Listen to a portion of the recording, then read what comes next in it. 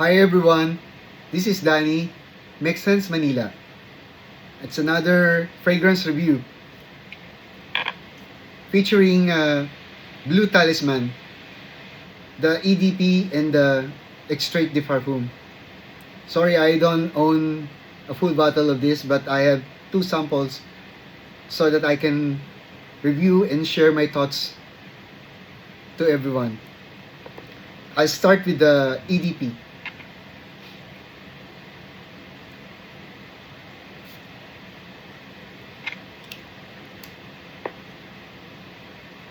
And then the Extrait.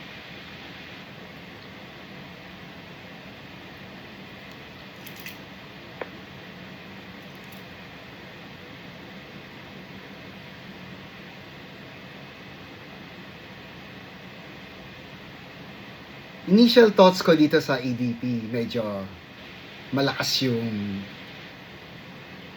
citrus niya. The pear fruit, medyo lingering. Medyo malakas din yung ginger niya.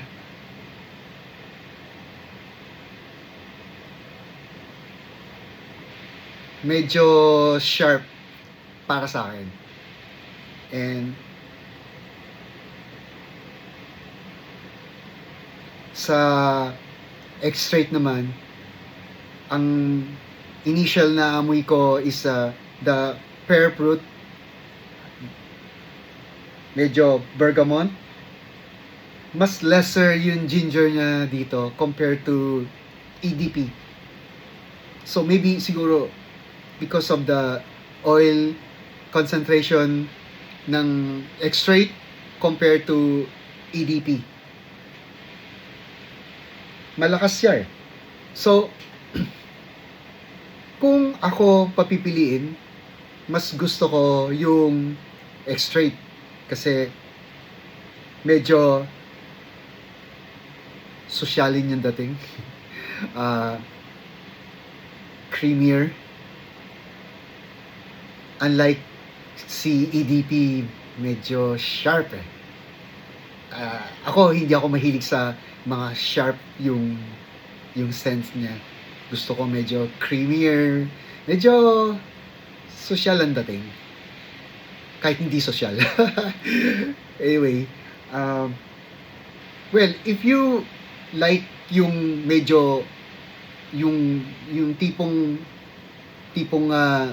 perfume na initial spray pa lang eh, gusto mo na, naaamoy ka na and everything, medyo sharp, you go with the EDP.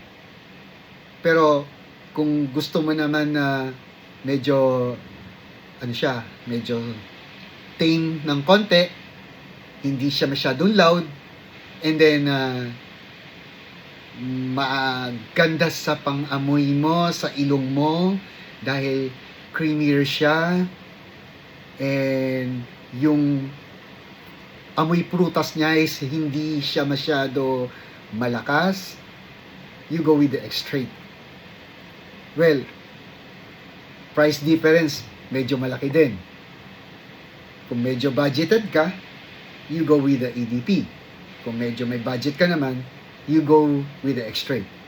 Pero sa pabango, wala namang budget yan pag gustong bilihin. Lahat gagawa ng paraan, magkaroon lang ng gusto nila. So, para sa akin, itong dalawa, okay. Ngayon, yung kung gusto mo medyo uplifting talaga, you go with the EDP.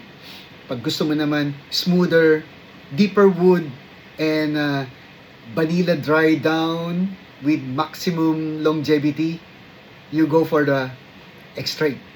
Kasi sure ko, it will last the whole day on your skin, especially when you spray it on your cloth or your t-shirt. So, wrap it up.